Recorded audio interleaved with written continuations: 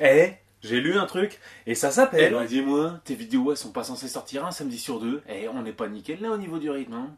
Oui, bon bah j'étais occupé, voilà. Hein. Et en tout cas, du coup, là j'ai lu un truc, et... Mais attends, t'as pas reçu le mail? Hein? Le mail? Quel mail? Bah, celui qui dit comment tu dois te raser et t'habiller. Ah oui, non, mais ça c'est relou, hein. Après je me retrouve avec une sale tronche pendant 2 semaines. Alors merci, mais non merci. Bah oui, mais c'est pas ce qu'on avait prévu. Ouais, bah je fais une grève capillaire. Ah. Non mais tu peux pas faire grève. C'est vrai, la grève est une cessation volontaire du travail décidée par des salariés. Et toi, bah, t'es pas salarié. Ah bah tu vois. Oui, non, mais quand même, je suis pas d'accord. Non mais à la limite, tu peux désobéir. Non, mais ça va, oui, je suis pas un môme non plus. Non mais désobéir comme désobéir de la désobéissance civile, de Henri David Thoreau. Ah ok. Et du coup, t'as lu un truc qui s'appelle Désobéir de Harry Vache. Non, c'est la désobéissance civile, et c'est Henri David Thoreau. Mais en plus, c'est pas ça dont... C'est ça, et ça a été écrit en... En 1849. Et voilà, générique. Mais...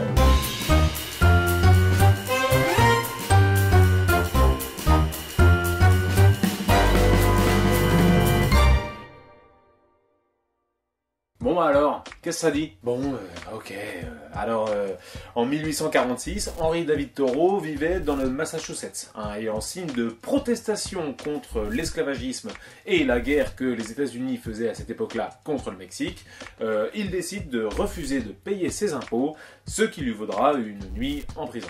Waouh, non mais quel fifou ce Henri David. Bon, il aurait dû y rester plus longtemps, hein, mais sa tante a payé la caution. Oh, trop mimes, merci tantine. Eh ben, pas vraiment. Hein. Même qu'il était carrément vénère, parce que selon lui, la seule place d'un homme juste, dans une société injuste, c'est la prison. Ouais, enfin, vu les gouvernements qu'on se tape, on devrait avoir un paquet de monde en prison si on suit sa logique, là. Et justement, pour lui, le meilleur gouvernement, c'est celui qui gouverne le moins, voire pas du tout. Ah ouais, ok, je vois. Il veut pas d'impôts, il veut pas d'État, c'est un anarchiste quoi. Ils me font marrer les anards, tiens. Hein? Avec leur logique là, comment tu finances l'hôpital ou l'école? Hein? Ah non, mais il refuse pas de payer la voirie par exemple.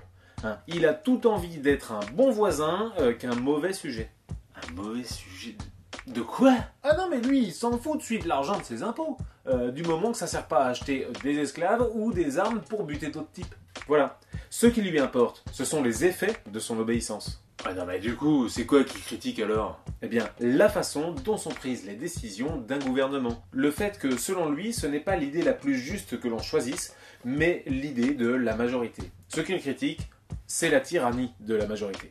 Ah bah ok d'accord, mais au nom de quoi il décide ce qui est juste?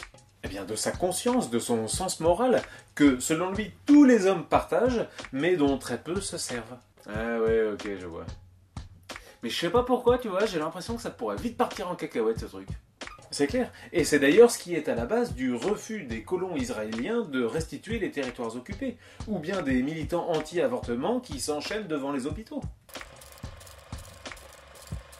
Alors, il faut bien distinguer la désobéissance civile, dont on vient de parler, de la désobéissance civique. Eh ben, c'est pas pareil. Eh bien, selon un article du Monde diplomatique paru en avril 2006, Nouri Albala et Evelyne Cyr-Morin définissent la désobéissance civique comme suit. Elle a pour but de contester un ordre juridique injuste et d'obtenir la reconnaissance de droits nouveaux. Droit au logement, principe de précaution, droit à un environnement sain. C'est donc, pour les auteurs, une expression de la citoyenneté. Ouais. Et t'as des exemples? Bah oui, c'est Gandhi qui entraîne l'Inde vers son indépendance. C'est la résistance à l'occupation nazie. C'est la lutte des Noirs pour l'égalité des droits. C'est l'occupation de logements vacants pour héberger des sans-logis. C'est le fauchage d'OGM cultivés en plein champ. Et donc, c'est quoi les critères pour avoir le droit de désobéir à la loi? Eh bien, quand c'est au nom des droits fondamentaux. C'est quoi ça? La Déclaration universelle des droits de l'homme, la Convention européenne des droits de l'homme et le préambule de nombreuses constitutions. Et ces textes ont une valeur juridique et morale supérieure aux lois ordinaires. Non mais genre, tu peux ne pas respecter la loi si elle-même ne respecte pas ces textes? Un soldat est tenu de désobéir à tout ordre qui contrevient aux droits humains fondamentaux, comme achever les blessés, torturer... Oui, non mais d'accord, mais les principes fondamentaux, ils évoluent. T'as qu'à prendre l'esclavagisme, par exemple. Et puis en plus, t'as des droits qui se contredisent. Le droit à la propriété et le droit au logement, par exemple. C'est pour ça que les militants de la désobéissance civique s'exposent soit à être condamnés pour avoir eu raison trop tôt, soit à être condamnés pour avoir eu tort si les droits qu'ils revendiquent ne sont jamais reconnus. Ouais, mais condamnés quoi qu'il arrive. Super. Pas forcément, parce que les juges peuvent relâcher quelqu'un qui désobéirait à la loi au nom de l'intérêt général. C'est inscrit dans le code pénal. Genre. Eh oui, la légitime défense par exemple, ou encore la contrainte morale irrésistible, ou encore l'état de nécessité. Alors, légitime défense, je vois bien, mais les deux autres c'est quoi? Pour la contrainte morale irrésistible, en décembre 1984, des grands-parents français ont été relaxés du délit de non-présentation de l'enfant à son père algérien au motif que l'enfant gravement malade ne pouvait être soigné en Algérie. Concernant l'état de nécessité, en novembre 2020, le tribunal de Paris a relaxé une famille qui, pour se loger, était entrée illégalement dans un logement vacant. Et en décembre 2005, le tribunal d'Orléans relaxe des faucheurs de plantes génétiquement modifiées. Ah ouais, donc il suffit que j'invoque l'état de nécessité, et puis hop, c'est bon, je fais ce que je veux. Non. Tu dois prouver que le danger est actuel et imminent, et que les moyens employés sont proportionnés à la menace. Ah ouais. Et seulement dans ce cas, les juges reconnaissent que cet acte était socialement utile. Pour les auteurs de l'article, la désobéissance volontaire ne peut être qu'un mode d'action exceptionnel, lorsque tout le reste a échoué à faire changer la loi. Bah pourquoi? Parce que transformer l'ordre social, c'est d'abord agir dans le cadre des institutions. Parce que c'est la loi votée par les représentants du peuple qui a légalisé les congés payés, le droit de vote des femmes, le droit à l'IVG, qui a aboli la peine de mort.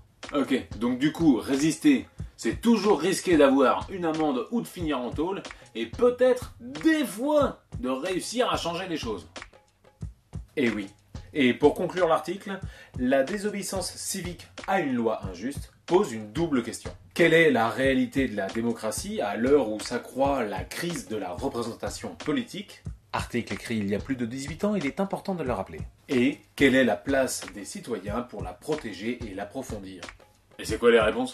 Ah bah il y en a pas, c'est des questions ouvertes. En tout cas voilà, c'était J'ai lu un truc.